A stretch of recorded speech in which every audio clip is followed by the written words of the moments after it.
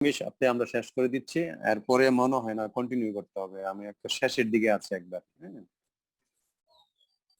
আর একটা ক্লাস যদি আপনারা এভাবে দিতে পারেন তাহলে আমরা ইনশাআল্লাহ মানে ভালোভাবেই আমরা এই ক্লাসটা শেষ করতে পারবো। Okay sir. Okay, thank you.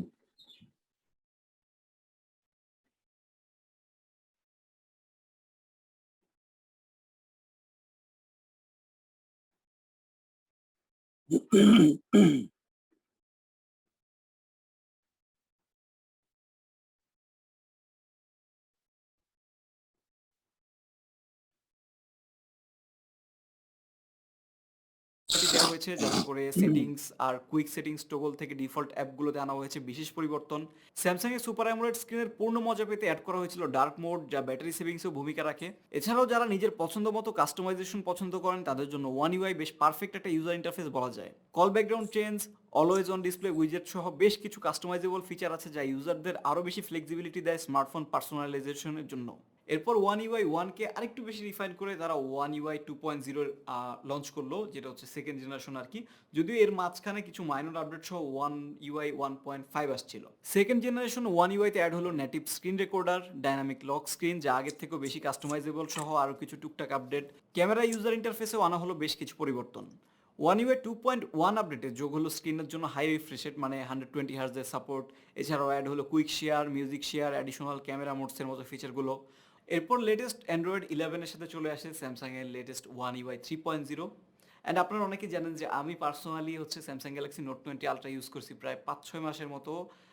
ওইটাতে আমি হচ্ছে ওয়ান ইউআই 2.0-তে ছিল, প্রথমে 2.5-এ ছিল মনে হয়, দেন আমি ওয়ান ইউআই 3.0-তে আপডেট দিয়েছিলাম অ্যান্ড খেলা সেখান থেকেই চেঞ্জড। এমন না যে ওয়ান ইউআই 3.0 একদম ওভারকিল টাইপের কিছু ছিল, এমন কিছু না। বাট অন্যান্য কম্পিটিটরসরা যখন হচ্ছে খরগোশের মতো দ্রুত দ্রুত কিছুক্ষণ দৌড়ায়া ঘুমায় পড়তেছিল, তখন স্যামসাংয়ের ওয়ান ইউআই 3.0 বা ওয়ান ইউআই যেটাই বলি না কেন, খরগোশের মতো হলে স্লোলি হলেও স্টেপ বাই স্টেপ লক্ষ্যের দিকে আগাচ্ছিল।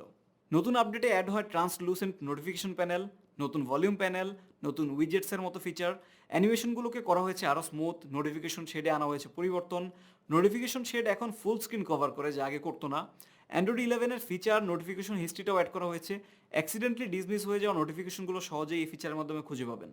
ফোন ব্যবহারের সময় পপ আপ নোটিফিকেশন নিয়েও আসা হয়েছে পরিবর্তন। এটা হচ্ছে অ্যান্ড্রয়েড 11-এর নেটিভ ফিচার। বাবল নোটিফিকেশন ফিচারের কল্যাণে আগের থেকে কম্প্যাক্ট ও মিনিমালিস্টিক মনে হবে পপ আপ নোটিফিকেশনগুলো, যা আগের থেকে কম জায়গা ব্যবহার করবে স্ক্রিনের। যদিও অনেকে এটা পছন্দ করে না, আগের মেসেঞ্জার চ্যাটেরই ভালো লাগতেছিল, বাবলটা কেন জানি বিরক্ত লাগে।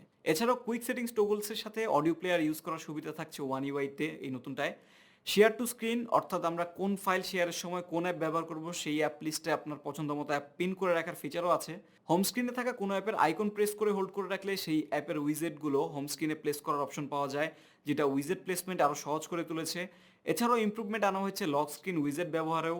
লক স্ক্রিনে থাকছে ডায়নামিক ওয়ালপেপার ব্যবহার করার সুযোগ। ডাবল ট্যাপ টু অ্যাওয়েকের মতো ফিচারের সাথে যুক্ত করা হয়েছে ডাবল ট্যাপ টু লক করার মতো ইউজফুল ফিচার। গ্যালারি থেকে যে কোনো ইমেজ ব্যবহার করা যাবে অলওয়েজ অন ডিসপ্লেতে, অথবা আপনি চাইলে ব্যবহার করতে পারেন স্যামসাং স্টোর থেকে নেওয়া পছন্দ মতো GIFS। মমিন আছেন? কল স্ক্রিন কাস্টমাইজেশনে থাকছে লেআউট ও ব্যাকগ্রাউন্ড জি স্যার, পরিবর্তনের আছি। সুবিধা। গ্যালারি অ্যাপে থাকছে রিভার্ট ফিচার, যা দিয়ে আপনাকে গ্যালারি অ্যাপ পোস্ট থেকে করছি, এডিটকৃত যে কোনো ছবি আবার জাহিদকে রিভার্স করে করে দিচ্ছি। অরিজিনাল ফাইলে পাওয়া সম্ভব, ওকে যেটা স্যার। Useful feature. এরপর অ্যাডমিট স্যামসাং দিবেন এবং গ্যালাক্সি S21 সিরিজের সাথে তারা রেকর্ডটা নতুন করেন আপডেট প্লিজ। জাহিদ আছেন? জি স্যার, আছি স্যার। Thank you. আপনার দুজনকে পোস্ট করা হলো,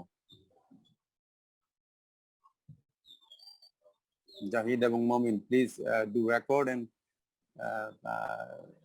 allow the students to enter into this classroom. Okay, allow them. Okay Thank sir. you. So thank you so much. শুরুতেই আমি আপনাদেরকে বাংলা নববর্ষের শুভেচ্ছা জানাচ্ছি এবং পাশাপাশি পবিত্র মাহে রমজানের মোবারকবাদ জানাচ্ছি। সুপ্রিয় শিক্ষার্থীবৃন্দ, আপনারা জানেন আমরা এই ইংলিশ 101 ডিপার্টমেন্ট অফ সিই আমাদের এই কোর্সের যে দুটো পার্ট আমার করানোর কথা বা ডিল করার কথা সেগুলো হলো একাডেমিক রাইটিং এবং একাডেমিক রিডিং। একাডেমিক রাইটিং শেষ করেছি আলহামদুলিল্লাহ। আমরা এখন যেই টপিকসটা নিয়ে কথা বলছি সেটা হলো আমাদের একাডেমিক রিডিং। একাডেমিক রিডিং এরও কিছু বিষয়বস্তু নিয়ে আমি আগের গত ক্লাসে কথা বলেছি। What is academic reading? What are the academic reading text and the features of academic reading text? The verification issues of academic text. I mean, to take decision, I have to consider some points, and what are those? To select a text as a reading material while doing reading or research. So reading for writing, that is the slogan, that is the main topic as we mentioned. And then we will talk about academic reading. As you can see, there are five steps to read a text. So orientation, skimming, scanning, decoding, and global understanding. So এই points গুলো নিয়ে আমি গত ক্লাসে কথা বলেছিলাম যতদূর আমার মনে পড়ে, ঠিক আছে? সরি। তাহলে আমরা যদি একাডেমিক রিডিং এর ক্ষেত্রে একাডেমিক টেক্সটটা চেনা খুব জরুরি, to know the academic text and to know the features of academic text, and then I have to have some parameters to justify whether this is an academic text suitable for my reading or not. এবং 5 step approach of academic reading, এই বিষয়গুলো কিন্তু খুবই গুরুত্বপূর্ণ যদি আমরা আমাদের রিডিংটাকে meaningful এবং ফ্রুটফুল করতে চাই। So we are reading, it doesn't mean we are only reading, we are investing our time and we have certain objectives to achieve while reading. এই বিষয়গুলা নিয়ে কিন্তু আমাদেরকে কথা বলতে হবে। আমি বুঝতেছি না 101901 কি বলতে চাচ্ছে মেসেজে, চ্যাটিং বক্সে রোল নাম্বারটা দেখলাম আমি। তাহলে আমাদের এই যে 5টা অ্যাপ্রোচের কথা গত ক্লাসে আমরা পড়িয়েছিলাম, এই SQ3R ফিচার্স গুলা নিয়ে আমরা কথা বলেছি। টেক্সট টাইপস, তারপরে আপনার এই ফিচার্স টু ভেরিফাই, ঠিক আছে? এখন আমরা রিডিং, অ্যাবস্ট্রাক্ট এবং ফ্যাক্টস, অপিনিয়ন, এই দুটো টপিকস আছে। তারপরে আমরা অরাল প্রেজেন্টেশন বা ভার্বাল প্রেজেন্টেশনের টপিকে চলে যাব। তার আগে আমি আপনাদের সাথে যে জিনিসটা ফায়সালা করতে চাই, ডিসিশনটা কমপ্লিট করতে চাই, সেটা হলো আমাদের ক্লাস টেস্ট শিডিউল। হ্যাঁ, এবং এটার যে সিলেবাসটা হবে, আমি আপনাদের সিলেবাসটা একটু লিখে নেবেন। সেটা হলো একাডেমিক রিডিং এরই টেক্সট, একাডেমিক রিডিং টেক্সট কি, ফিচার্স গুলা কি, আইডেন্টিফিকেশন প্যারামিটারস গুলা কি, এবং 5 স্টেপ অ্যাপ্রোচ, এই কয়টা টপিকের উপরে কিন্তু পরীক্ষাটা হবে। আমি আবারও বলছি, একাডেমিক রিডিং এর ক্ষেত্রে একাডেমিক টেক্সট কি, একাডেমিক টেক্সটের ফিচার্স কি, তারপর একাডেমিক টেক্সট আমার জন্য সুইটেবল কিনা সেটা নির্ধারণ করার যে প্যারামিটার, সেটা plus 5 step approach of academic reading, এই 4টা বিষয়ের উপরে পরীক্ষাটা হবে, মনে থাকবে? জি স্যার। স্যার যে 4টা টপিকস বলছেন একাডেমিক মানে রাইটিং এর উপর, রিডিং এর উপরে। জি স্যার, বুঝতে পারছি। তো স্যার এগুলো আমাদের এক্সাম কি স্যার আপনি মানে গুগল ফর্মে নেবেন নাকি রিটেনে নেবেন? না, আমি আপনাদের যে গুগল ক্লাসরুমে, জি স্যার। আমাদের যে ক্লাসরুম আছে সেখানে আমি আপনাদের যে কোশ্চেন আছে, ডব্লিউএসএফ কোশ্চেনের একটা ফরম্যাট তৈরি করব, সেখানে একটা সেকশন তৈরি করে দিব, ওইখানে আপনারা লিখতে পারবেন। মানে ফর্মেই লিখবো না খাতায় লিখবো স্যার? না, খাতায়, আপনারা যদি খাতায় না লিখে ওইখানেও লিখতে পারবেন, ওইখানে অপশন আছে লেখার। আচ্ছা স্যার, ঠিক আছে, আপনারা দেখে নেবেন। যদি আপনারা খাতায়, যদি ওইখানে লিখতে কেউ ডিসকমফোর্টেবল ফিল করেন, তাহলে যেটা করবেন, আপনারা খাতায় লিখে ছবি তুলে সেটা ওইখানে আপলোড করবেন। এবং অনেক সময় সেখানে আপলোড করতে একটু ডিফিকাল্টিজ দেখা দেয়, ঠিক আছে? আমি আপনাদেরকে বলবো আপনারা ওইখানেই লিখবেন, ঠিক আছে? ওইখানে লেখা যায়, কমেন্টস, অ্যাড কমেন্টস আছে, ওইখানে লেখা যায়। গুগল ক্লাসরুমে আমি যেখানে কোশ্চেনটা তৈরি করে দিব, ওর নিচেই আপনারা লিখতে পারবেন। Clear? Yes sir, clear sir.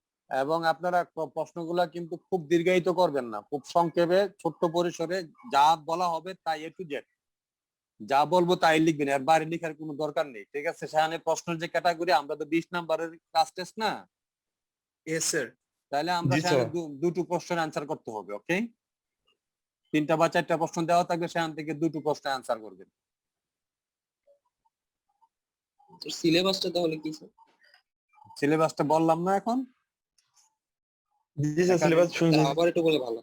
Academic reading এর প্রত্যেকটা কোশ্চেনের জন্য কি আলাদা আলাদা মানে জায়গা দেওয়া থাকবে ওখানে লেখার জন্য? ওইখানে জায়গা আছে, আপনি লিখতে পারবেন। আপনারা কি আগে কখনো মানে অ্যাসাইনমেন্ট তো যা সাবমিট করলেন, ওইখানে কিন্তু ডব্লিউএস কোশ্চেন, কুইজ, ভাইভা এগুলোর কিন্তু অপশন আছে, আচ্ছা, ঠিক আছে? আমরা তো অ্যাসাইনমেন্টের অপশনে অ্যাসাইনমেন্ট সাবমিট করতে পারছেন না আপনারা? জি স্যার। তাহলে এরকম ওইখানে কুইজ ভাইভারও অপশন আছে, ঠিক আছে? ডব্লিউএস টাইপ কোশ্চেনের অপশন আছে। তো ওইখানে আমি ক্রিয়েট করলে ওইখানে আপনারা লিখতে পারবেন। স্যার তার মানে আর- 2টা কোশ্চেন অ্যান্সার করতে হবে 10 মার্কের করে 20 মার্ক। হ্যাঁ হ্যাঁ, রাইট রাইট, দুইটা কোশ্চেনের অ্যান্সার করে। কিন্তু স্যার ম্যাক্সিমাম স্যার আমরা মোবাইল ফোন দিয়ে ক্লাস করি বা এক্সাম গুলো দিই, কিন্তু ওখানে স্যার লিখতে তো প্রবলেম ওকে হবে। স্যার। লিখতে প্রবলেম হয়? জি স্যার। জি স্যার, মোবাইল অনে দেখা যাচ্ছে লেখা স্যার, যাচ্ছে না, খাতায় IC হলেই বলছে, সবচেয়ে ভালো হয় হচ্ছে স্যার। না। মোবাইলে লিখতে অনেক টাইম লাগে। জি স্যার, খাতায় করে পিডিএফ করে স্যার পিডিএফ করে স্যার দিলে স্যার মনে হচ্ছে এটা ভালো হবে, আচ্ছা, তাহলে বেটার ঠিক হবে। আছে। আপনারা যদি হাতায়, এটা একটা ভালো কথা বলছেন, আমি আপনাদের সাথে মানে দ্বিমত পোষণ করছি না, কারণ মোবাইলে টাইপ করা লেখা এটা একটু জি স্যার, আর troublesome, স্যার 90% স্যার, একটু স্টুডেন্টই মোবাইল ফোনে। কষ্ট হয় স্যার Exactly, একটু এগুলো লেখা। exactly. হ্যাঁ, না, typing আমি করা। আই ক্যান রিয়ালাইজ ইট, কিন্তু আবার যদি ল্যাপটপ থাকতো সবার কাছে, সেই ক্ষেত্রে ঝামেলাটা কম হইতে পারতো। হ্যাঁ। জি স্যার। তো যাই হোক, আপনারা তাইলে খাতায় যদি ওইখানে আপলোড করার স্যার option- সিলেবাসটা কি আরেকবার একটু ইয়ে করা যাবে, বলা যাবে স্যার? হ্যাঁ হ্যাঁ, অবশ্যই, কেন নয়। একাডেমিক একটু রিডিং বলেন। এর যে বিষয়গুলো গুগল আছে, ক্লাসরুমে একটা মানে সিলেবাস দিয়ে একটা পোস্ট দিয়ে দিন, তাই সবার ক্লিয়ার হয়ে যাবে। বারবার বলা আচ্ছা, ঠিক আছে। তারপরেও যেহেতু একটা জানতে post- চেয়েছেন, আমি বলতে পারি। জি স্যার, জি স্যার একটু বলেন স্যার। একাডেমিক মানে রিডিং এর উপরে কোশ্চেনটা হবে, মানে পার্টিকুলার যে কন্টেন্ট জি, গুলো স্যার। হলো একাডেমিক টেক্সট কি, একাডেমিক টেক্সটের ফিচার গুলো কি, এবং একাডেমিক টেক্সট আমার জন্য সুইটেবল কিনা, এই প্যারামিটারস গুলা কি, নির্ধারণ করার প্যারামিটারস গুলা কি, এবং 5 step approach of academic reading. ঠিক আছে, এই 4টা বিষয়ের উপর আপনারা প্রিপারেশন নেবেন। স্যার অ্যাসাইনমেন্টের মতো thank you, স্যার sir. আপনি ওইখানে একটা রুম ক্রিয়েট করবেন স্যার, ওইখানে আপনি কোশ্চেন আপলোড দিবেন, আমরা সময় মতো স্যার অ্যানসার শিট সবাই ওখানে জমা দিয়ে দেব স্যার, লিখে পিডিএফ করে। কোথায়? স্যার যে গুগল ক্লাসরুমে স্যার আপনি একটা রুম ক্রিয়েট করেন ওই যে অ্যাসাইনমেন্টের মতো, ওকে, তো ওইখানে আপনি কোশ্চেন দিয়ে দিবেন, আমরা হচ্ছে 20 মিনিট বা যে সময় থাকবে ওই সময়ের ভিতরে পিডিএফ করে স্যার আপলোড দিয়ে দেব। ওকে, ফাইন, ওকে, ফাইন। স্যার এক্সামটা কবে হবে স্যার? হ্যাঁ, স্যার তারিখটা এক্সামটা বৃহস্পতিবার আমরা দিব স্যার। আগামী বৃহস্পতিবারে দিবেন? জি স্যার, পরে বৃহস্পতিবার। পরের বৃহস্পতিবার যাচ্ছেন, তাহলে আমার মানে মানে আমাকে একটা ক্লাস দিবেন কবে তাইলে? স্যার এটা আমরা স্যার যা ইচ্ছা কথা বলে আপনাকে জানাবো স্যার। আচ্ছা, ঠিক আছে। তাহলে আগামী বৃহস্পতিবার কয় তারিখ পরে? আগামী বৃহস্পতিবার হলো 20 তারিখ, 21 তারিখ মনে, 22। 22 তারিখ পরে, 22 22 তারিখ পরে স্যার। ঠিক আছে, তাইলে ক্লাস আমি লিখে রাখছি আমার ডায়েরিতে, ক্লাস টেস্ট।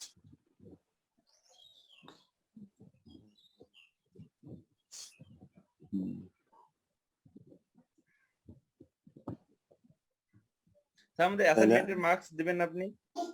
হ্যাঁ, দিব না কেন, অবশ্যই দিব। স্যার পিডিএফ স্যার, করে আজকে পাঠাতে তো যেহেতু আপনাদের কয়েক একাডেমিক মিনিট। কাউন্সিলে মিটিং হওয়ার কথা স্যার। 11টায় মনে হয় হ্যাঁ, বলেন। আজকে আজকে আপনাদের আপনাদের একাডেমিক কাউন্সিলে মিটিং হওয়ার কথা না স্যার? হ্যাঁ হ্যাঁ, 11টায় কাউন্সিল মিটিং আছে, আমি 11টার মধ্যে শেষ করে দিব। স্যার আচ্ছা, ওইখানে তো স্যার আমাদের ওই ক্লাস হবে কি হবে না এই নিয়ে কিছু সিদ্ধান্ত হওয়ার কথা ছিল না স্যার? আমি জানি না ঠিক এজেন্ডা, মানে অন্য এজেন্ডাও থাকতে পারে। আপনাদের ক্লাস তো হচ্ছে, আমরা ক্লাস নিচ্ছি না। কারণ স্যার কুয়েটে স্যার অলরেডি ক্লাস অফ করে দিছে স্যার রোজায় স্যার। যদি অফ করেও থাকে, আপনারা কিন্তু ক্লাস টেস্টটা দিয়ে দিবেন প্লিজ।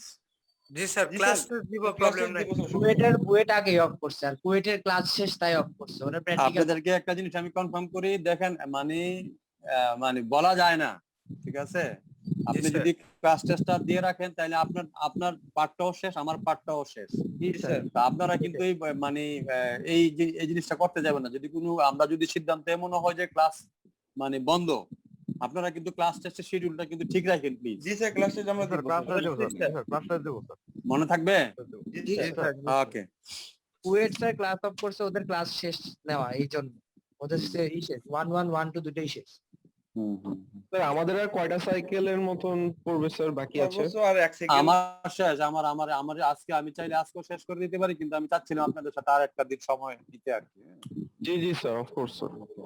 তাহলে ওকে, তাহলে আমাদের আগামী বৃহস্পতিবারে থার্সডে আমাদের ক্লাস টেস্টটা হবে, এবং সেখানে আমি টাইমটা কিন্তু মেনশন করতেছি, আমরা এজ ইট ইজ 10টায় আমরা আসবো, ঠিক আছে? 10টা থেকে 10:30 হ্যাঁ বলেন স্যার একটু সমস্যা আছে। বলেন। স্যার বৃহস্পতিবার তো স্যার এই সেকশনের আমাদের সার্ভে ক্লাস আছে, আপনাকে মানে 9:30 এ ক্লাস টেস্টটা নিতে হবে স্যার। তাহলে 9:30 থেকে 10টা, ঠিক আছে? জি স্যার। ওকে। আর আমি ওইখানে অ্যাসাইনমেন্টের এখানে একটা মানে তৈরি করে দিব। তো এখানে আপনি কোশ্চেন দিন, আমরা স্যার পিডিএফ করে এখানে আপলোড দিয়ে দিব। ওকে ফাইন, তাহলে এই কথা রইলো, ঠিক আছে? তাহলে জি, আমরা স্যার। এখন শুরু করি। ওকে, ওকে স্যার। যেহেতু একাডেমিক কাউন্সিলের মিটিং আছে, আমি শুরু করি তাহলে। So in our last class, we were talking about academic reading, academic text features, academic text features verification points, and then five step approach to academic writing. Today, as you can see, the reading abstract. এবং এই abstract নিয়ে কিন্তু আমরা আগেও কথা বলেছি, what to read in a abstract. This is very important. Okay, if you want to write a paper, journal paper, or if you write an academic document, or if you want to produce it, then the most important thing is to go through the abstract. The paradox is we have to write it in the very beginning, but we have to place it in the document in the very beginning, but we have to write it when we finish the work. অর্থাৎ right up শেষ করার পরে কিন্তু আমরা কি লিখি? Abstract লিখি। এবং মানে প্যারাডক্সের বিষয়টা হলো যে একটা ডকুমেন্টের শুরুতেই কি করি আমরা? অ্যাবস্ট্রাক্টটা লিখি, অ্যাবস্ট্রাক্টটা বসাই বা অ্যাবস্ট্রাক্ট থাকে, কিন্তু এটা লিখতে হয় সবার পরে, আর এটার প্লেসমেন্ট হচ্ছে সবার আগে। এটার অর্থ হলো এই যে 4টা পয়েন্ট এখানে আছে, আমি কথাগুলো আগেও বলেছি যে background, position, aim of the thesis or article, methods of research and results of research. অর্থাৎ আপনার ব্যাকগ্রাউন্ড স্টাডি, এইমস, মেথডস এবং ফাইন্ডিংস ইন ব্রিফ, এই 4টা পয়েন্ট যদি আমরা সেখানে মেনশন করি, তাহলে যিনি পড়বেন উনি কিন্তু মানে খুব সহসাই সেটা ক্যাচ করতে পারবেন আসলে ভিতরে কি আছে এবং আমার এটা দরকার কিনা। আপনি হাজার হাজার পেপার আছে, হাজার হাজার ডকুমেন্ট আছে, সব পেপার সব ডকুমেন্ট আমার আপনার প্রয়োজন নাও হতে পারে। তাহলে সিদ্ধান্তটা আমি কিভাবে নিব? যে এই পলিসি মেকিং প্রসেসে ইন্ডিভিজুয়াল লেভেলে আমি যখন অ্যাবস্ট্রাক্টটা দেখবো, তখন অ্যাবস্ট্রাক্ট একটা ক্রাইটেরিয়া, একটা parameter to take decision whether you have to go through the whole document or not. ঠিক আছে? তাহলে এই বিষয়গুলা what to read in abstract, এই কথাটা প্রশ্নে আসতে পারে। ফ্যাক্টস এন্ড অপিনিয়ন, এটা খুবই গুরুত্বপূর্ণ একটা বিষয়, যে ফ্যাক্টস এবং অপিনিয়ন আমরা আইডেন্টিফাই করতে পারি কিনা। মানে আমরা কিন্তু অনেক সময় বলি এটা ফ্যাক্টস, আমরা বলি না ফ্যাক্ট, এটা একটা ফ্যাক্ট, এই কথাটা বলি, কিন্তু ফ্যাক্টস এবং অপিনিয়ন এই যে একাডেমিক রাইটিং এর ক্ষেত্রে ফ্যাক্টস এবং অপিনিয়ন পাশাপাশি কিন্তু অবস্থান করে। আপনি আপনার ক্লেমটাকে জাস্টিফাই করার জন্য, আপনি আপনার ক্লেমটাকে মানে গ্রহণযোগ্য করার জন্য, আপনি আপনার ক্লেমটাকে বা ফাইন্ডিংস গুলোর আলোকে আপনার যে অভিমত সেটাকে প্রতিষ্ঠিত করার জন্য আপনাকে কিন্তু ইনফরমেশন দিলেই হচ্ছে না, পাশাপাশি কিন্তু আপনাকে অপিনিয়নও দিতে হচ্ছে। কেন এটা এইভাবে করছেন, অন্যরা কিভাবে করেছিল, অন্যদের কাছ থেকে বা অন্যদের কাছ থেকে আপনার এই কাজের তফাৎটা কি, কতটুকু ডেভিয়েট হয়েছে, কতটুকু প্রগ্রেস করেছে, কতটুকু পার্থক্য আছে, কি কারণে আপনি এটা এই জায়গাতে নিয়ে আসলেন, কি কারণে আপনার ফলাফলটা এমন হইলো, কি কারণে আপনি মনে করতেছেন যে আপনার ফলাফলটাই কিন্তু অনেক বেশি কার্যকর হবে, অনেক বেশি বেটারমেন্ট নিয়ে আসবে আপনার এই এরিয়া অফ স্টাডিতে, ইত্যাদি ইত্যাদি। এগুলো কিন্তু অপিনিয়ন দেওয়ার বিষয় এবং পয়েন্টস দিয়ে কথা বলতে হবে, জাস্টিফিকেশন থাকতে হবে। That is the point, facts and opinion. আপনি এখানে দেখেন rice is grown in warm wet climates, I like rice. তাহলে প্রথমটা হলো facts, general statement in general. পরেরটা কিন্তু আপনার লাইকিংস এর বিষয় আছে, ডিসলাইকিং এর বিষয় আছে, তাহলে সেটা কিন্তু আপনার অপিনিয়ন। যেটা বলেছিলাম this classroom is very very comfortable, কারণ আপনি কিন্তু অপিনিয়ন দিচ্ছেন there are 2 air conditioners in this classroom. There are 2 air conditioners in this classroom. That is the statement, it is very comfortable to stay. তাহলে এটা কিন্তু it is very comfortable, এটা কিন্তু আপনার অপিনিয়ন, আপনার মতামত দিচ্ছেন। এটা এখানে কিন্তু সাবজেক্টিভিটি এবং অবজেক্টিভিটি, এখানে কিন্তু ফ্যাক্টস এবং অপিনিয়নের বিষয়। আমরা এর আগে কিন্তু বলেছিলাম subjectivity, objectivity, personal, impersonal, facts, এই যে এই বিষয়গুলো কি আসলে লেখার ক্ষেত্রে আমরা কিভাবে মেনটেন করব। আমি যখন লিখবো, আমি তো অন্যের বক্তব্য আমি উপস্থাপন করতে পারি, আমি একটা ফাইন্ডিংস উপস্থাপন করতে পারি, আমি একটা ডেটা দিতে পারি, কিন্তু আমারও তো অপিনিয়ন আছে, সেটা কতটুকু আমি লেজিটিমেটলি, অর্থাৎ কনভেনশন কতটুকু অ্যালাউ করে, সেই বিষয়গুলো কিন্তু জানার জন্য, বোঝার জন্য, প্রয়োগের জন্য আমাকে কিন্তু সাবজেক্টিভিটি, অবজেক্টিভিটি এবং পার্সোনাল, ইমপার্সোনাল, ফ্যাক্টস, অপিনিয়ন, এই বিষয়গুলোর ব্যবহার, এই বিষয়গুলোর ধরন, প্রকৃতি, এদের ল্যাঙ্গুয়েজের প্যাটার্ন, সেগুলো কিন্তু আমাকে বুঝতে হচ্ছে। তাহলে এখানে then decide the following statements are facts, opinions or both. তাহলে এখানে 4টা স্টেটমেন্ট দেওয়া আছে, আমরা সেখান থেকে আইডেন্টিফাই করব আসলে কোনটা ফ্যাক্টস এবং কোনটা opinion. Smoking can be dangerous to health, তাহলে smoking can be dangerous to health. তারপরে আছে smoking is addictive, smoking should be ban, smoking is dangerous so it should be ban. তাহলে আমরা প্রথমটাই আমরা বলতে পারি smoking can be dangerous to health, এটা অপিনিয়ন। স্মোকিং ইজ অ্যাডিকটিভ, এটা আপনার facts. Smoking should be ban, opinion. Smoking is dangerous, এই পার্টটুকু হলো facts, so it should be ban, সেটুকু হলো অপিনিয়ন। ক্লিয়ার? আপনারা কি বুঝতে পারছেন ফ্যাক্ট এবং অপিনিয়নটা কি? Yes sir. তাহলে ফ্যাক্টস এবং অপিনিয়নটা আমরা যখন ফ্যাক্টস মানে আমরা বলি না ইট ইজ ফ্যাকচুয়াল, অর্থাৎ তথ্যভিত্তিক, তথ্যপাত্য আছে এরকম বিষয়গুলোকে আমরা ফ্যাকচুয়াল বলি, ইনফরমেটিভ। আবার যখন আপনার কোনো ধরনের অ্যাটাচমেন্ট থাকে বা সেটাকে আমরা বলে থাকি, আপনার যদি কোনো রিফ্লেকশন থাকে সেখানে, সেই ক্ষেত্রে আপনি সেই পার্সোনালাইজ বা অবজেক্টিভ পয়েন্ট অফ ভিউ থেকে হোক আর সাবজেক্টিভ পয়েন্ট অফ ভিউ থেকে হোক, সেখানে কিন্তু আপনার অপিনিয়নও থাকতে পারে। এখন আসেন ক্রিটিক্যাল থিঙ্কিং। তাহলে ক্রিটিক্যাল থিঙ্কিং বিষয়টা কি? আমরা এই ক্রিটিক্যাল থিঙ্কিংটা কিন্তু রিডিং এর সাথে খুব সম্পর্কিত একটা বিষয়। তো critical thinking is a process through which we can study in depth of any entity or any subject or anything else around us. It can be very much related. It is relevant to academic studies or study concern, academic reading, academic writing, or individual level. You can think of someone can see, someone cannot see. আমাদের আশেপাশে যা আছে তা দেখে অনেকেই অনেক কিছু করছেন, অনেকে অনেক কিছু লিখছেন, ঠিক আছে? তাইলে আবার অনেকেই আছে কি ঘর থেকে বের হলে সে কি মানে কিছুই দেখে না, ঠিক আছে? কেউ রাস্তা দিয়ে হাঁটছেন, সে কিন্তু একটা কিছু শিখছেন, জানছেন, দেখছেন। আবার অনেকে আসছে যে বেখেয়ালি, তার এদিকে সেদিকে কোনো খেয়াল নাই। তাইলে এখন প্রত্যেকটা জিনিসের ক্ষেত্রে ওই ক্রিটিক্যালি থিঙ্ক করার একটা বিষয় আছে। আনচ্যালেঞ্জ কোনো জিনিস ছেড়ে দেওয়া ঠিক নয়। বিশেষ করে একাডেমিক রিডিং এর ক্ষেত্রে আপনাকে অবশ্যই প্রত্যেকটা, যখনই আপনি কোনো পেপার পড়বেন কিংবা কোনো রিসার্চ ডকুমেন্ট পড়বেন কিংবা কোনো আপনার এই কি বলে আপনাদের যে প্রজেক্ট রিপোর্ট কিংবা থিসিস কিংবা text, whatever it is, if you read, একটা চ্যাপ্টার পড়ার পরে কিংবা একটা প্যারাগ্রাফ পড়ার পরে আপনি কিন্তু চিন্তা করতে হবে। You have to think, critical analytical capacity you have to develop. You have to enrich your capacity of critically analyze anything else. অনেকে ক্রিটিক্যালি অ্যানালাইজ, যার ক্রিটিক্যাল ক্যাপাসিটি যত বেশি, সে তত বেশি শার্প, সে তত বেশি গেইনার। হ্যাঁ, একটা বিষয়কে বিভিন্ন অ্যাঙ্গেল থেকে দেখা যায়, বিভিন্নভাবে পর্যালোচনা করা যায়, বিভিন্নভাবে পর্যবেক্ষণ করা যায়, বিভিন্নভাবে অ্যানালিসিস করা যায়, শুধু একভাবে বা দুভাবেই করা যায় না। তাহলে যার যত বেশি ডাইমেনশন মানে এক্সপ্লোর করার ক্যাপাসিটি থাকবে, তার তত বেশি গেইনিং পয়েন্টস থাকবে। এটা হলো বিষয়। তাহলে এখানে দেখেন, if a text is reliable and safe to use, even though it is still important to think critically on the text. আমরা যখন পড়বো, আপনি মনে করতেছেন যে এই টেক্সটটা আমি পড়বো বা যে পেপারটা আমি পড়বো, ওকে ফাইন, এটা চমৎকার, এটা ঠিক আছে, কিন্তু তারপরও আপনাকে কিন্তু এটার উপরে ক্রিটিক্যালি কিছু প্রশ্ন রাখতে হবে।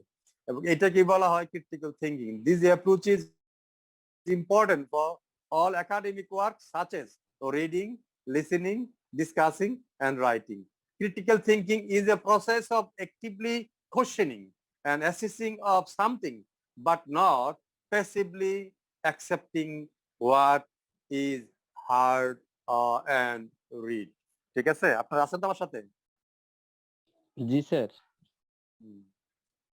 তাহলে এই হলো ক্রিটিক্যাল থিঙ্কিং এর যে আমাদের মানে ডিফাইন করলাম আমরা ক্রিটিক্যাল থিঙ্কিংটা আসলে কি, এবং ক্রিটিক্যাল থিঙ্কিং এর সবচেয়ে গুরুত্বপূর্ণ যে বিষয়টা সেটা হলো আপনি অ্যাক্টিভ কিনা।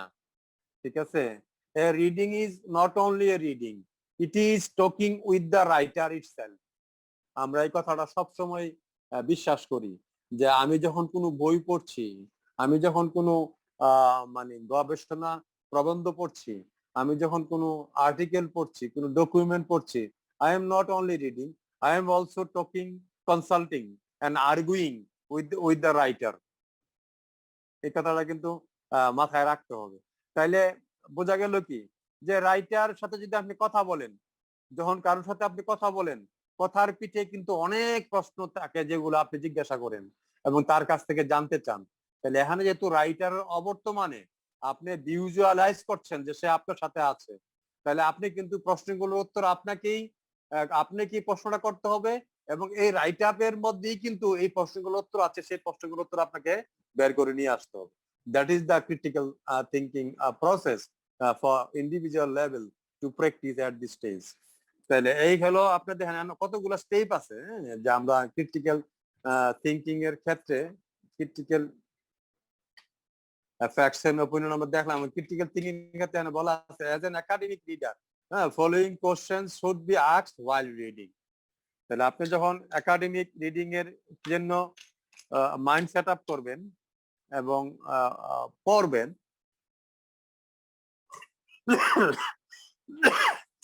সরি, তখন এই প্রশ্নগুলা আমাদেরকে করা খুব জরুরি। হোয়াট আর দ্য কি issues in these?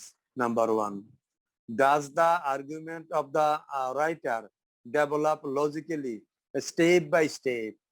Are the examples given helpful? Would other examples be better? Does author has any bias? Does the evidence presented seem reliable?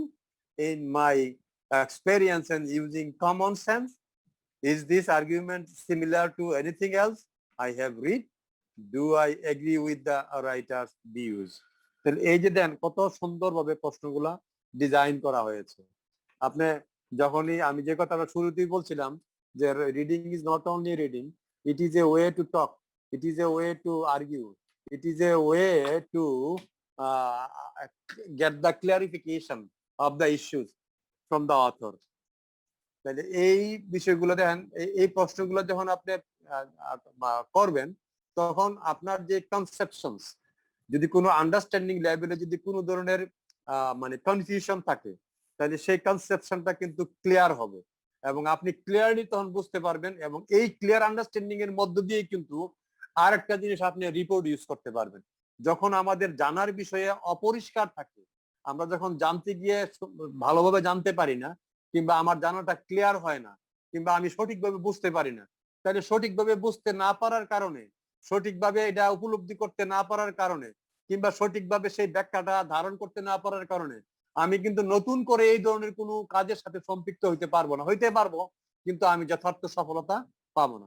এর জন্য কিন্তু একাডেমিক রিডিংটা কিন্তু শুধুমাত্র যে আপনার একটা রিডিং এর বিষয় তা না, এটা কিন্তু আমাদের মনস্তাত্ত্বিক বিষয়ে কিন্তু অনেক পরিবর্তন আনে। আমাদের ওয়ে অফ লাইফে, আমাদের ওয়ে অফ থিঙ্কিং এ কিন্তু অনেক বেশি ইফেক্টিভ এবং অনেক বেশি কার্যকর কন্ট্রিবিউশন কিন্তু থাকে। আমরা এই রিডিং স্কিলস ডেভেলপ করার মধ্য দিয়ে আমাদের ব্যক্তিগত জীবনে কিন্তু সেগুলার সেই যে স্কিলস গুলা, সেই স্কিলস গুলার প্রতিফলন কিন্তু আমরা করতে পারি। এবং এই জন্য কিন্তু বলা হয়ে থাকে যে ক্লাসরুম লার্নিংটা কিন্তু বিয়ন্ড ক্লাসরুমে নিয়ে আসতে হবে। অর্থাৎ আপনার জীবন চলার পথে সেটার প্রয়োগ থাকবে, সেটার অ্যাপ্লিকেশন থাকবে, সেটা রিফ্লেকশন থাকবে আপনার পারিবারিক জীবনে, আপনার সামাজিক জীবনে, আপনার প্রফেশনাল জীবনে, আপনার নাগরিক জীবনে, এগুলা রিফ্লেকশন থাকবে। এই জন্য বলা থাকে দ্য লার্নিং বিয়ন্ড ক্লাসরুম। এই যে একাডেমিক রিডিং এর যে বিষয়গুলো নিয়ে আমি আপনাদের সাথে এই পর্যন্ত কথা বললাম, আজকে যে বিষয়টার উপর আমি কথা বলছি বিশেষ করে সেটা হলো ক্রিটিক্যাল থিঙ্কিং, এবং এর আগে কথা বলেছি ফ্যাক্টস এন্ড অপিনিয়ন। তো একটা বিষয়ে ফ্যাক্টস অপিনিয়ন একটা জায়গায় যদি থাকে, একসাথে যদি থাকে, আমরা আমরা তো সবকিছু আইডেন্টিফাই করতে পারি আলাদাভাবে। বই কোনটা, খাতা কোনটা, কলম কোনটা, পেন্সিল কোনটা, মার্কার কোনটা, স্টার্টার কোনটা, সব কিন্তু আমরা আলাদা করতে পারি। তাইলে একটা লেখার মধ্যে কোনটা ফ্যাক্টস কোনটা অপিনিয়ন সেটা কেন আলাদা করতে পারবো না? আর যদি আলাদা করতে নাই পারি তাহলে কিভাবে আমি আমার লেখনীতে সেই ফ্যাক্টস এবং অপিনিয়নের উপস্থাপন করবো? That is the point. মানে কোনো ধরনের কনফিউশন থাকার কোনো কারণ নাই।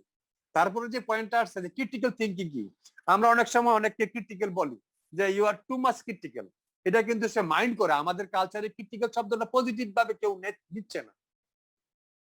আমি আমার এক মানে একজন কাছের মানুষকে বলেছিলাম ইউ আর ক্রিটিক্যাল, মানে সে প্রত্যেকটা জিনিস খুব সুন্দর করে প্রশ্ন করে। এই কথা বলাতে সে খুব মাইন্ড করছিল যে আপনি আমাকে ক্রিটিক্যাল বলেন। আমি বললাম দেখো, দেখেন ক্রিটিক্যাল তো ইন এ পজিটিভ সেন্স। আপনি কেন, যেমন আমরা পলিটিক্স শব্দটাই কিন্তু নেগেটিভ একটা কনোটেশনে পরিণত হয়েছে, অনেক সময় অনেক নেগেটিভ মনে করি। আসলে politics the word itself is not bad, the practitioners they are responsible. ঠিক আছে, জগতে কোনো কিছুই খারাপ না, কিন্তু খারাপ আর ভালোটা কিন্তু আমার কাছে আপনার কাছে। আর the way we are taking, the way you are evaluating, the way we are approaching and treating the things, that is the fact. জগতে কোনো কিছুই খারাপ নয়, মানে এটা এটা ডিপেন্ড করে আমার আপনার দৃষ্টিভঙ্গি, আমার আপনার গ্রহণ, আমার আপনার উপস্থাপনা, আমার আপনার ব্যাখ্যা বিশ্লেষণ, আমার আপনার যে দৃষ্টিভঙ্গি ইত্যাদি ইত্যাদির উপরে। সো আমরা এখানে যেই কথাটা বলার জন্য এতগুলো কথা আমি বললাম সেটা হলো যে ক্রিটিক্যাল থিঙ্কিং, ক্রিটিক্যালি অ্যানালাইজ করা একটা জিনিসকে দেখে। অনেক আপনি তো দেখলেন, মানে ওকে ফাইন, একটা গাছ দেখলেন, ঠিক আছে, আসা যাওয়ার পথে কত গাছ আমরা দেখি, হ্যাঁ, এই জীবনে না হয়তো লক্ষ লক্ষ গাছ দেখছি। আমরা কি কেউ কোনোদিন গাছের যে এই যে গাছের যে একটা আর্কিটেকচার আছে, একটা আর্কিটেকচারাল ডিজাইন আছে, ডিজাইন আছে, কিন্তু এর একটা আর্কিটেকচারাল ডিজাইন। আপনি দেখবেন গাছটা কত সুন্দর করে দাঁড়িয়ে আছে, ডালা, লতা, পাতা, কাণ্ড, তার একটা সুন্দর একটা আর্কিটেকচারাল ভিউ আছে। আমরা কতজনই বা ভেবেছি যে গাছটার আর্কিটেকচারাল ভিউটা কি, এবং তার যে এনভায়রনমেন্টাল ইস্যুটা আছে, তার মধ্যে যে এক ধরনের কমফোর্টেবিলিটি আছে, তার মধ্যে যে এক ধরনের আপনার মানে জানার বিষয় আছে আমার আপনার, সেটা তো আমরা অনেকেই হয়তো সেভাবে চিন্তা করি না। দেখবেন গাছ তার নিজস্ব একটা স্ট্রাকচার আছে, সে দাঁড়িয়ে আছে, কিন্তু তার দাঁড়ানোটার মধ্যেও কিন্তু আমাদের জন্য অনেক কিছু জানার আছে, অনেক কিছু বোঝার আছে। ক্যাম্পাস শুধু ক্যাম্পাস নয়। আজকে দেখেন আপনারা ক্যাম্পাসের বাইরে আছেন, ক্যাম্পাস নিষ্প্রাণ, শুনশান নীরবতা। আমরা শিখছি অনলাইন ভার্চুয়াল, কিন্তু আমরা যা শিখছি না, যে জিনিসগুলো আমরা এখন মিস করছি, ওই জিনিসগুলোই ছিল জীবনের জন্য সবচেয়ে বেশি গুরুত্বপূর্ণ। ঠিক আছে, একে অপরের সাথে দেখা করা, একে অপরের সাথে কমিউনিকেশনে থাকা, এবং মানবতা বোধ, শ্রদ্ধাবোধ, স্নেহবোধ, ভালোবাসা, এই যে বিষয়গুলা, দেখা সাক্ষাৎ, আড্ডা মারা, গল্প করা, this are the life long learning. আমরা শুধু এখন পুঁথিগত বিদ্যা নিয়ে কিন্তু ব্যস্ত। অনলাইন ভার্চুয়াল ক্লাস আমাদের কিন্তু দেখা হচ্ছে না। আমাদের যে এই যে আমাদের ক্লাসরুমের প্র্যাকটিসের যে একটা ফিজিক্যাল কম্পোজিশন এন্ড কেমিস্ট্রি, সেটা কিন্তু আমরা মিস করছি। এই জন্যই কিন্তু বিশ্ববিদ্যালয় অঙ্গন কিংবা শিক্ষাপীঠের জরুরত আছে।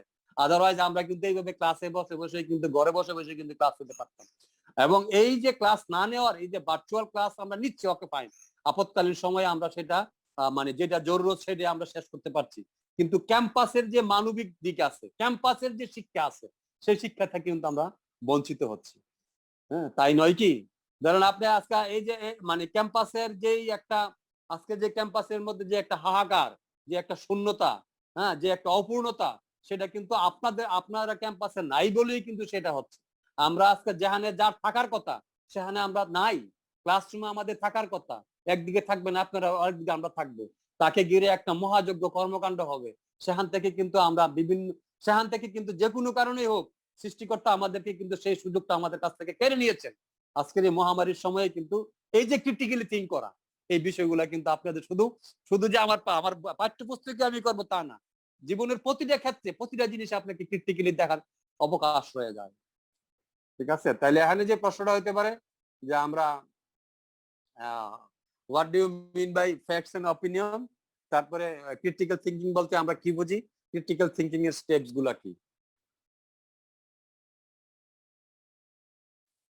ওকে, আপনারা কি আসেননি আমার সাথে?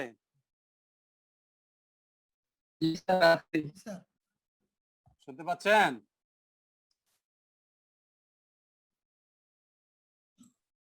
জি স্যার। এত দেরিতে উত্তরটা আসে কেন? কি নেটওয়ার্ক স্লো? না স্যার, মিউট করা লাগে, আনমিউট করতে হবে। জি স্যার বুঝছি। তাহলে এই যে ক্রিটিক্যাল থিঙ্কিং এর বিষয়টা দেখেন, যে কোনো জিনিসের ক্ষেত্রে আমরা শুধু একটা বই পড়ার পরে আমি যদি চিন্তাই না করলাম আমি কি পড়লাম, আমি কি জানলাম, আমি কি বুঝলাম, এইটার থেকে আমি পরবর্তীতে কোনো মানে এখান থেকে পরবর্তীতে ব্যবহার করার জন্য কিছু পেলাম কিনা, রাইটার এমন ভাবে উপস্থাপন করলেন কেন, উনি কি অন্যভাবে কি লিখতে পারতেন না, রাইটার কোনো কারণে বায়াস কিনা। তাহলে এখানে একটা জিনিস আছে যে আপনাকে নিউট্রালাইজ থাকতে হবে, ঠিক আছে? একাডেমিক রাইটিং এর ক্ষেত্রে কিছু কিছু পয়েন্টস আছে, তিনটা পয়েন্টস খুব জরুরি, সেটা হলো আপনার ভ্যালিডিটি, রিলায়েবিলিটি এবং জেনারেলাইজেবিলিটি। হ্যাঁ, ভ্যালিডিটি, এটা ভ্যালিড হইতে হবে, এটা রিলায়েবল হইতে হবে, দেন ইট ক্যান বি জেনারেলাইজ। অর্থাৎ একটা বিষয় যখন আপনি সার্চ করবেন, রিসার্চ করবেন, হ্যাঁ, যেমন আমরা এই যে কোভিড-19 এর যে টিকাগুলা, ভ্যাকসিনগুলা, এই ভ্যাকসিনগুলা কিন্তু ডেটা কালেক্ট করছে, সেই ডাটাগুলো ভ্যালিড হওয়ার কারণে সেইটার ফাইন্ডিংস রিলায়েবল হয়েছে, রিলায়েবল হওয়ার কারণে এখন সারা পৃথিবী জুড়ে কিন্তু এই ভ্যাকসিন পোস্ট করা শুরু হয়েছে। তাইলে এই যে তিনটা প্রসেসের মধ্যে দিয়ে আসার পরে সেটা জেনারেলাইজ হয়েছে। তো আমরা যে জিনিসটা এখানে বেশি করে গুরুত্ব দিব সেটা হলো যে যে কোনো বিষয়ে আমরা পড়ার পরে, জানার পরে, দেখার পরে আমরা একটু ডিফারেন্টলি চিন্তা করব। হ্যাঁ, আমরা একটু একটা বিভিন্ন অ্যাঙ্গেল থেকে সেটা দেখার চেষ্টা করব। যে কথাটা আমি সবসময় বলে থাকি, knowledge should be expanded horizontally and vertically. ঠিক আছে? এটা ওয়ান সাইডেড হওয়া ঠিক নয়, যে আমি যা বুঝি তাই ঠিক। নো, আমি যা বুঝি তা ঠিক নাও হতে পারে, আবার তা ঠিক হইলেও তার অনেক ভার্সন থাকতে পারে, তার অনেক ব্যাখ্যা থাকতে পারে, তার অনেক অ্যাঙ্গেল থাকতে পারে, পয়েন্টস থাকতে পারে। সুতরাং হ্যাঁ, কোনো কিছুকেই ছোট করে দেখার সুযোগ নেই। প্রত্যেকটা মানুষেরই কিন্তু স্বাতন্ত্র্য বোধ আছে, প্রত্যেকটা সৃষ্টিরই কিন্তু স্বাতন্ত্র্য বোধ আছে, এবং প্রত্যেকটা সৃষ্টিরই কিন্তু সৃষ্টির প্রয়োজনেই কিন্তু সেগুলো সৃষ্টি হয়েছে। সুতরাং কোনো কিছুই কিন্তু ছোট করে দেওয়ার অবকাশ নেই। এবং আপনি যে রাইট আপটা পড়বেন সেই রাইট আপের মন্তব্য করতে গিয়েও কিন্তু আপনি যেন তেন ভাবে কিন্তু কাউকে আপনি ইগনোর করতে পারছেন না। খুব সুবারলি, ডিসেন্টলি কিন্তু আপনি আর্গুইং করতে হচ্ছে, এবং সেই ভাষাটা কিন্তু আমরা শিখছি, দেখছি একাডেমিক্যালি। এখন আমি যেটা নিয়ে কথা বলতে চাই, আমাদের যে লাস্ট টপিক সেটা হলো অরাল প্রেজেন্টেশন, অর্থাৎ প্রেজেন্টেশন। আমরা তো প্রেজেন্টেশন নিয়ে কথা বলে থাকি, এবং এই প্রেজেন্টেশন বলতে ভার্বাল এবং রিটেন প্রেজেন্টেশন বলি আমরা, বুঝছি? ঠিক আছে? আমরা দুইভাবে কিন্তু প্রেজেন্ট করতে পারি। Presentation matters, the way you are presenting, the way you are writing, the way you are approaching, it matters huge. আপনার উপস্থাপনা, আপনার অবস্থান মানে অনেক ম্যাটার করে, ঠিক আছে? এবং এই যে আমি যদি অনেক জানি, কারণ আমার সাবজেক্ট নলেজ অনেক গভীরে, হ্যাঁ, আমার ইনফরমেশন আছে, কিন্তু কোনো কারণে আমার যে প্রেজেন্টেশন স্কিলস আমি দুর্বল, এটা কিন্তু বাস্তবতা। অনেকেই আছে যে সে অনেক বুঝে, অনেক জানে, কিন্তু যখন কথা বলতে যায় তখন সে ঠিকভাবে উপস্থাপন করতে পারে না, নাম্বার ওয়ান। আবার অনেকে আছে যে সে আবার লিখনিতে খুব এক্সপার্ট, সে কথা মানে মানে ভার্বালি প্রেজেন্ট করতে গেলে জড়তা ফেস করে বা বলতে পারে না জিনিস, কিন্তু লিখনিতে সে আবার চমৎকার, খুব ভালোভাবে লিখছে। তাইলে এখানে কিন্তু একটা বিষয় আছে, দেখেন, মানে সবাই যে সব দিকে সমানভাবে পারদর্শী হবে এটাও কিন্তু ঠিক নয়। আবার অনেকে আছে ফরচুনেট, দে আর গড গিফটেড, তারা মানে সব দিকে এক্সপার্ট, তারা মানে বচনেও পটু, তারা লিখনেও পটু, এবং তাদের নলেজও কিন্তু নলেজের গভীরতা অনেক বেশি। তাহলে এটা কিন্তু মানে এটা কিন্তু এক ধরনের যোগ্যতা। আপনি যারা ভালোভাবে সুন্দরভাবে কথা বলতে পারে, উপস্থাপন করতে পারে, তাদের কিন্তু এটা কিন্তু আলাদা একটা ক্যাপাসিটি, এবং এটা কিন্তু এক ধরনের স্কিলস এবং কম্পিটেন্সিস। এটা কিন্তু ছোট করে দেওয়ার কোনো সুযোগ নেই। আমরা যারা আজকে মানে ইয়া করি, বিশেষ করে যারা কালচারাল মাইন্ডেড হয়, বিভিন্ন প্রোগ্রাম করে থাকেন, অর্গানাইজ করে কিংবা ডিবেটিং করে, বিভিন্ন ধরনের সোশ্যাল অ্যাক্টিভিটি যারা করে থাকে, তাদের কিন্তু কমিউনিকেশন স্কিলসটা অন্যদের চাইতে ডেভেলপ হয়। অর্থাৎ তারা যেভাবে কথা, তাদের মধ্যে পার্থক্যটা সুস্পষ্টভাবে দেখা দেয়।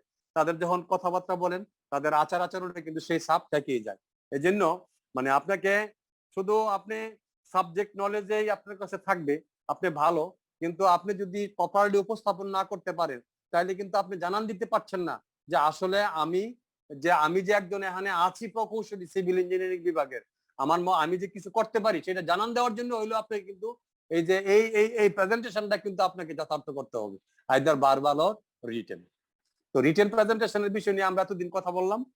এখন থেকে আমরা যে কথাগুলো বলবো সেটা হবে ভার্বাল বা অরাল প্রেজেন্টেশন বা স্পিচ ডেলিভারি। তো স্পিচ ডেলিভারির বিষয়গুলো কিন্তু আপনাকে, অনেকে আছে খুব সুন্দর বক্তব্য দেয়, অনেকেই আছে খুব সুন্দরভাবে কথা বলে, গুছিয়ে কথা বলে, তার উপস্থাপনা ভালো, তার তার বাচন ভঙ্গি ভালো, তার বডির যে জেস্টার, পোস্টার বা বডি মুভমেন্টস, এইগুলা কিন্তু মানে প্যারালিঙ্গুইস্টিক্স এবং লিঙ্গুইস্টিক দুইটা বিষয়ের কম্বিনেশনেই কিন্তু আমাদের সেই ভার্বাল প্রেজেন্টেশনটা। আমি এখানে কতগুলা প্রেজেন্টেশন এবং সাম কন্টেন্ট আমরা কোন কোন ইস্যুতে বা কোন কোন এরিয়া অফ স্টাডিতে আমরা এগুলো প্র্যাকটিস করি সেগুলো এক নজর আমরা দেখে নিতে পারি। ইনফরমাল এবং formal conversation, greetings, self introduction, introducing others, talking in different situation, making an announcement, giving a speech, dialogue, monologue, এই যে কন্টেন্টস গুলো আছে, এই কন্টেন্টস গুলা আমরা যখন প্র্যাকটিস করব, এই প্র্যাকটিসের মধ্যে দিয়ে কিন্তু আমরা ইয়াটা শিখি, স্পিচ ডেলিভারি করা বা ভার্বাল প্রেজেন্টেশনটা আমরা শিখে থাকি। ফর্মাল ইনফরমাল কনভারসেশন আছে, আপনি যখন আপনার টিচারের সাথে কথা বলবেন, সিনিয়র সিটিজেনের সাথে কথা বলবেন, কিন্তু সিনিয়রদের সাথে কথা বলবেন, সুতরাং আপনার কথা বলার ধরন এবং ভঙ্গি, যখন আপনি বন্ধুর সাথে কথা বলবেন তার সাথে এক থাকবেন। এই যে ফর্মাল এবং ইনফর্মাল একটা বিষয় সেখানে থাকা যায়। গ্রিটিংস বলতে আমরা অনেক সময় গ্রিটিংস করি, গ্রিটিংস একটা বিষয় যে আপনি কাউকে তাকে ওয়েলকাম জানানো, আমরা গুড মর্নিং বলি, আমরা আসসালামু আলাইকুম বলি, আমরা নমস্কার বলি, আমরা প্রণাম বলি। এই যে এই পয়েন্টগুলো হলো গ্রিটিং পয়েন্টস। তো এই গ্রিটিংস দেখবেন বিভিন্ন কালচারে বিভিন্ন রকম ভাবে করে থাকে। তো এই যে এটাও কিন্তু একটা কালচারাল ইস্যু। সেলফ ইন্ট্রোডাকশন, আপনি আপনার নিজকে কিভাবে উপস্থাপন করবেন, প্রেজেন্ট করবেন, এটা কিভাবে করা যায়। তারপরে introducing others, talking in different situation, এটা খুব গুরুত্বপূর্ণ। যে আমরা অনেক সময় বুঝি না কখন কিভাবে কথা বলতে হবে, কার সাথে কিভাবে কথা বলতে হবে, কমিউনিকেশন স্কিলসটা আমার কোন লেভেলে নিয়ে যেতে হবে, ইত্যাদি ইত্যাদি। তো যাই হোক, আমরা আগামীকালকের ক্লাসে এই যে একটা গ্রাফ দেখতে পাচ্ছেন, একটা ফিগার দেখতে পাচ্ছেন, এই ফিগার গুলো নিয়ে কথা বলবো। প্রথম ফিগারে বলা আছে যে এগুলোর ক্যাটাগরি গুলো কি, কমিউনিকেশন মোডস গুলো কি। দ্বিতীয় ক্যাটাগরিতে বলা আছে ইফেক্টিভ টুলস। ঠিক আছে, এই দুইটা আমরা গ্রাফ নিয়ে আগামী ক্লাসে আমরা কথা বলবো। তাহলে আমি এখানে শেষ করতে চাচ্ছি। আমি এখন রুল কল করবো, আপনাদের কোনো প্রশ্ন থাকলে আমাকে করতে পারেন।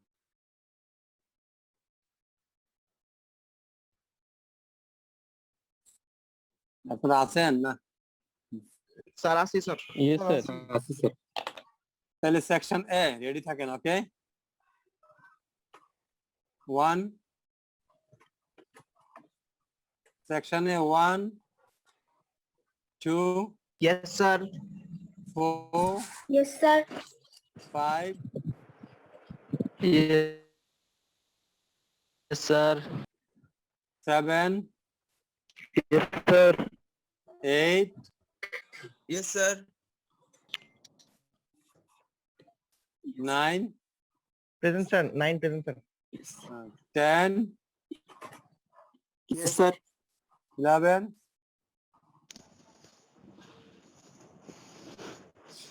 আছেন? 12 Yes, sir. 13 14 Yes, sir. 16 Yes, sir. 17 Yes sir. 18 19 Yes, sir. 20 Yes, sir. 21 Yes, sir. 22 Yes, sir. 23 Yes sir. 24 25 Yes, sir. Hello sir. 6 13 sir. 13 present. Yes, sir. 13. 26. Yes, sir. Okay. 27 Present, sir. 28 Yes sir. 9 Yes, sir. 29, sir. okay 30 Present, sir. 31 32 Yes, sir. 33 Yes sir. 34 আর ওর চাচা মারা গেছে, আসতে পারেনি ক্লাসে। 35, Yes, sir. 36, Yes, sir. 37, Yes, sir. 38, 38, 39, Yes, sir. 40, Yes, sir. 41, Yes, sir. 42, Yes, sir. 3, Yes, sir. 4, Yes, sir. 5, Yes, sir. 6, Present, sir. 47, Present, sir. 48, 48, 49, Yes, sir. 50, Yes, sir. Sir sir আমি 38 sir, আমার net problem ছিল, disconnect হয়ে গেছিলাম। okay. Okay, 51, 52, Yes, sir. 53, 53, 54, Yes, sir. 55, Yes, sir. 6, 7, Yes, sir. 8, Yes, sir. 9, 60. Yes, sir. Yes, sir. 61. 59. Okay, 61, 62, Present, sir. 3, Yes, sir. 4, 5, 6. ঠিক আছে? Sir roll 6, sir roll 6 sir. 6 আছেন? Okay, role fine. 6 ক্লাসে ছিল sir. ওই Okay, okay, okay. Sir roll ঠিক আছে। 18। 13. ঠিক আছে। Sir, 13. 13, sir. দিয়েছি। Sir, 26 দিয়েছেন, স্যার। Sir, হ্যাঁ? 26. জি, ঠিক আছে। ঠিক আছে, Sir, 26. 18 আছে স্যার। হ্যাঁ? 18. 18, ঠিক আছে। Okay, fine. স্যার 31, 31। ঠিক আছে, everything is fine. Sir, 130. Sir, 130. আমরা সেকশন বি পরে কল করতেছি, হ্যাঁ? আচ্ছা, ঠিক আছে। সেকশনে আমরা কল করলাম, তাইলে আমরা আমাদের নেক্সট ক্লাসটা মুমিন এবং জাহিদ, আমরা নেক্সট ক্লাসটা কবে দিবেন? আমরা কি শনিবারে শেষ করতে পারবো? দিতে পারবেন একটা স্লট 1 ঘন্টার, জাস্ট 1 আওয়ার?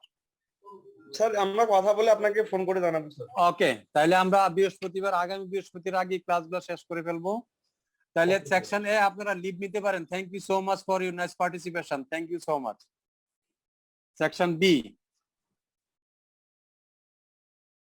67, Present, sir.